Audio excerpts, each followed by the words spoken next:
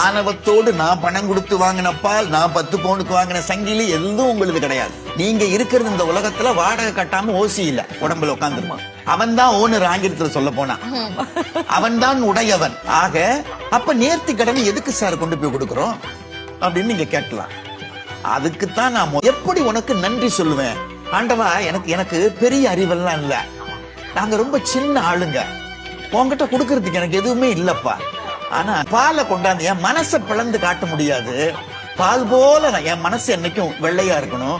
இந்த பாலை கொடுத்திய நான் உயிர் வாழ்வதற்கு உன் திருவடியிலே உனக்கு அபிஷேகம் செய்து பிரசாதமாக அதை உட்கொள்கிறேன். பன்னீரை கொண்டாந்து என் வாழ்க்கையில் இன்பம் பெருக்கினாயே, அதை கொடுக்கிறேன். என் வாழ்க்கையின் என்னுடைய கண்ணீரை துடைத்து வை. இறைவன் முருகப்பெருமான் அங்க இருந்துகிட்டு நீங்க கொண்டுகிட்டு வர பால் பார்க்கல, உங்க மனம் வெள்ளையா இருக்கான்னு பார்க்கலாம். நீங்க கொண்டாட பன்னீரை பார்க்கல, நீங்க விடுற கண்ணீரை பார்க்கிறான். அவன் புறத்தை பார்க்கல, அகத்தை பார்க்கிறான்.